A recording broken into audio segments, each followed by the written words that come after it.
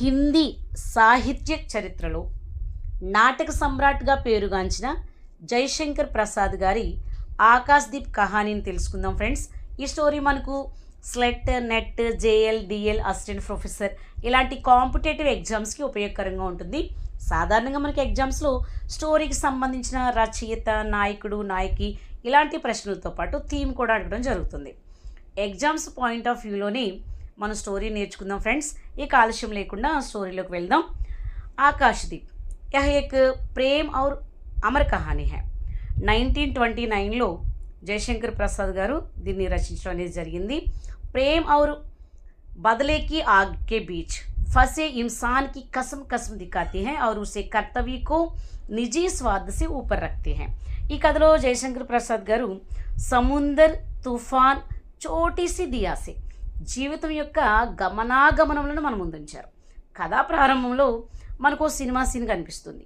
విశాలమైన సముద్రం మధ్యలో అలల పైన గాంభీరంగా వెళ్తున్నటువంటి ఒక నౌక మనకి కనిపిస్తుంది.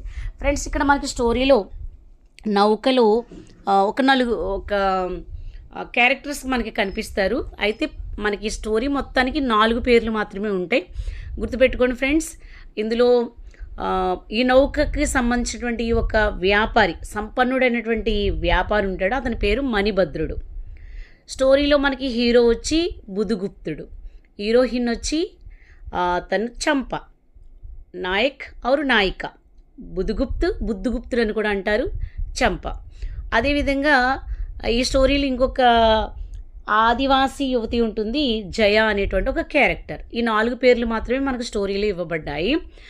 సో ఇక్కడ స్టోరీ ఏంటిది అంటే, ఈ నౌక ఎవరిది అంటే సుసంపన్నుడైనటువంటి వ్యాపారి మనుభద్రుడి యొక్క నౌక. ఈ నౌకకి కాపలాదారుగా వస్తాడు ఒక వ్యక్తి.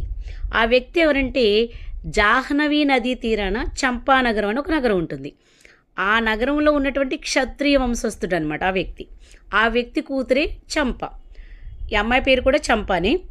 సో ఇతని యొక్క పని ఏంటి అంటే మణిభద్రుడి యొక్క నౌకకి కాపలాదారుగా సముద్రం మీదకి వస్తూ ఉంటాడు నౌకతో పాటు. సో చిన్నప్పటి నుంచి కూడా చంపకి వాళ్ళ డాడీతో పాటే, తండ్రితో పాటుగానే మరి సముద్రం మీదకి రావడం జరుగుతుందనమాట. చిన్నప్పటి నుంచి తనకి ఇష్టం.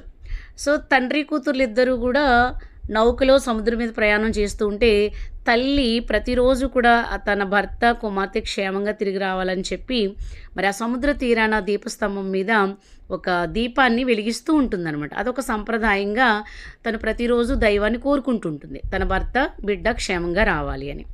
సో ఇక్కడ తల్లిదండ్రుల పేర్లు మనకి ఇవ్వబడలేదు. సో చంపాకే పిత, చంపాకే మాత అని మాత్రమే ఉన్నాయి. సో ఇక్కడ మనకి ఈ నౌకలో వాళ్ళిద్దరూ ప్రయాణిస్తూ ఉంటారు. మనకేమో చంపా యొక్క తండ్రి ఏమో మణిభద్రుడికి నౌకకి కాపలా కాస్తుంటే, ఈ చంపా ఏమో తను కూడా ఒక కత్తి పట్టుకుని తన తండ్రి మీదకి ఎవరన్నా దాడి చేస్తారేమని, అంటే తండ్రి మీద ఉన్నటువంటి అమితమైనటువంటి ప్రేమతో తండ్రికి కాపలా కాస్తుందనమాట. ఇక్కడ ఆ తండ్రి కూతుర్ల మధ్య ఉన్నటువంటి ప్రేమని చాలా స్పష్టంగా మనకి జయశంకర్ ప్రసాద్ గారు ఈ స్టోరీలో చూపించడం అనేది జరుగుతుంది. సో ఈ స్టోరీలో ఏంటి అంటే, ఈ నౌక ప్రయాణం చేస్తూ ఉండగా సముద్రంలో మధ్యలోకి వెళ్ళిన తర్వాత సముద్రపు దొంగలు అటాక్ చేస్తారు. అటాక్ చేసినప్పుడు చంపా యొక్క తండ్రి 7గురిని చంపేస్తాడు. వాళ్ళతో పాటు ఇతను కూడా జలసమాధి అయిపోతాడు. అయితే ఈ సముద్రపు దొంగల ముఠాలో బుధగుప్తుడు అనేవాడు ఉంటాడు. ఇతనే మన యొక్క స్టోరీ యొక్క నాయకుడు అనమాట. ఇతను కూడా నిజం చెప్పాలంటే ఒక క్షత్రియుడే. మరి విధి ఆడిన నాటకంలో అతను కూడా సముద్రపు దొంగగా మారటం, ఆ దొంగల ముఠాలో మనకి ఇక్కడ ప్రత్యక్షం అవుతాడు ఈ స్టోరీలో. అయితే ఇతను చాలా సాహసవంతమైనటువంటి వీరుడు, ధీరుడు, శూరుడు అని చెప్పాలి. సో అయితే మణిభద్రుడు ఏం చేస్తాడంటే బుధగుప్తుడిని బంధిస్తాడు, పట్టబడిపోతాడు. బుధగుప్తుడు దొరికిపోతాడు. సో బానిసగా తన్ని బంధించేస్తాడు అదే నౌకలో.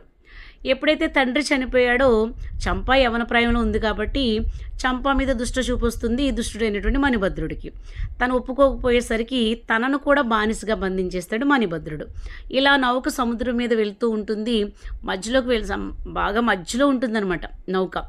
భయంకరమైనటువంటి తుఫాన్ వస్తుంది. ఆ తుఫాన్లో ఏమవుతుంది అంటే మొత్తం అంతా చెల్లాచెదురైపోతుంది, ఓడ ముక్కలైపోతుంది, అందరూ చనిపోతారు.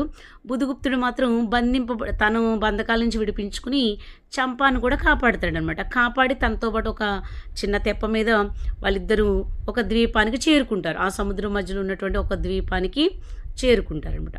చేరుకున్న తర్వాత ఇక్కడ చంప యొక్క మనసులో ఏముంటుంది అంటే, ఆ సముద్రపు దొంగల్లో ఒకడు కదా బుధుగుప్తుడు. సో, చంప ఏమనుకుంటుందంటే తన తండ్రిని చంపిన హంతకుడు బుధుగుప్తుడే అని అనుకుంటుందనమాట. సో, ఇక్కడ చంప యొక్క మనసు నిజంగా అది నిజం కాదు. బుధుగుప్తుడేమీ చంప యొక్క వాళ్ళ నాన్నగారిని చంపలేదు.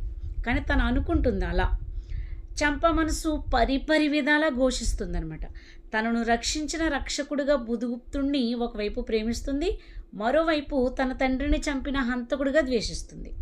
జయశంకర్ ప్రసాద్ గారి ఈ కథ ద్వారా ఓ స్త్రీమూర్తి హృదయం ప్రేమ పగల మధ్య ఎంతగా నలిగిపోతుందో ఆ విచిత్రమైన హృదయాన్ని అద్భుతంగా ఆవిష్కరిస్తారు. చంపా మనసు ఒక యుద్ధ మైదానంలో అనిపిస్తుందన్నమాట. ఏ వ్యక్తి అయితే తన తండ్రిని చంపాడని భావిస్తుందో ఆ వ్యక్తిని ఒకవైపు ద్వేషిస్తూనే ప్రాణాలకు తెగించి తనను రక్షించిన అదే వ్యక్తిని ప్రేమించడం ఓ మానసిక ద్వంద్వ యుద్ధం ఆమె మనసులో చెలరేగుతుంది. ఆమె సున్నితమైన హృదయంలో ఓవైపు తనను రక్షించిన వ్యక్తిని ప్రేమిస్తూనే మరోవైపు తన తండ్రిని చంపిన వ్యక్తిని చంపటం తన కర్తవ్యంగా భావిస్తుంది. ఒక కత్తిని తనతో పాటు ఉంచుకుని ఓ మంచి అవకాశం కోసం ఎదురు చూస్తూ ఉంటుంది. ఓ నిండు పున్నమి నాడు బుధుగుప్తుడు తన ప్రేమను ఆమె ముందుంచుతాడు. ఆ బుధుగుప్తుని నిర్మలమైన ప్రేమ ముందు చంప యొక్క పగ ద్వేషం కరిగి ఆవిరైపోతాయి. తన వద్దనున్న కత్తిని సముద్రంలోకి విసిరేస్తుంది. ఇలా అంటుందన్నమాట చంప, ఆజ్మై అప్పని హార్ మాంతి హూం. తన మనసులో చెలరేగిన యుద్ధానికి స్వస్తి చెప్తుంది. ఇరువురు కలిసి ఆ ద్వీపంలో క్రొత్త జీవితాన్ని ప్రారంభిస్తారు. అంతవరకు జలదొంగగా ఉన్నటువంటి బుధుగుప్తుడు ఆ ద్వీపంలో ఉన్న ప్రజలందరినీ ఐక్యపరిచి వారికి నాయకుడిగా, పడవలు నిర్మించే ఓ నిర్మాణకుడిగా క్రొత్త జీవితాన్ని ఆరంభిస్తాడు. దీని అంతటికీ కారణం చంపా యొక్క ప్రేమ అనేది ఎలాంటి క్రూరమైన వ్యక్తినైనా సరే మారుస్తుందని ఈ కథ ద్వారా జయశంకర్ ప్రసాద్ గారు తెలియజేస్తారు. అయితే కథ యొక్క అంతంలో బుధుగుప్తుడు తిరిగి నా దేశానికి వెళ్ళాలనుకుంటున్నాను అని చెప్పినప్పుడు చంప తను వెళ్ళడానికి నిరాకరిస్తుంది. ఆ ద్వీపవాసులందరూ మనల్ని నమ్మి ఉన్నారు కాబట్టి నువ్వు క్షేమంగా నీ దేశానికి వెళ్ళిరా, నేను ఇక్కడే ఈ ద్వీపవాసుల మధ్య నీ ప్రేమను తలుచుకుంటూ బ్రతికేస్తానంటూ బుధుగుప్తునికి వీడ్కోలు చెప్తుంది.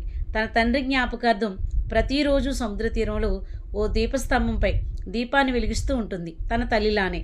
ఆ దీపకాంతిలో బుధుగుప్తుని యొక్క ప్రేమను స్మరించుకుంటూ వారిద్దరి జ్ఞాపకాలను శాశ్వతం చేసుకుంటుంది. చరిత్రలో చంప బుధుగుప్తుని యొక్క ఆకాశ్ దీప్గా నిలిచిపోతుంది. సో ఇది ఫ్రెండ్స్ ఆకాశ్ దీప్ స్టోరీ. ముఖ్య ఉద్దేశం ఏంటంటే ఈ కథ చంప యొక్క ఆత్మత్యాగాన్ని, స్వచ్ఛమైన ప్రేమను మరియు బాధ్యతను తెలియజేస్తుంది. జయశంకర్ ప్రసాద్ ఛాయావధ శైలిలో రాసిన ఈ కథలో భావోద్వేగాలకు చాలా ప్రాధాన్యత ఉంటుంది. సో ఇట్లా ఆకాశ్ దీప్ని జయశంకర్ ప్రసాద్ గారు మన ముందుకు తీసుకురావడం జరిగింది. ఫ్రెండ్స్ మీకు నచ్చినట్లయితే ఒక లైక్ ఇవ్వండి, సబ్స్క్రైబ్ చేయడం మర్చిపోకండి. మీరు కనుక లైక్ చేసి ఎంకరేజ్ చేస్తే నేను మరిన్ని కథలను మీ ముందుకు తీసుకురావడం జరుగుతుంది. Thank you friends.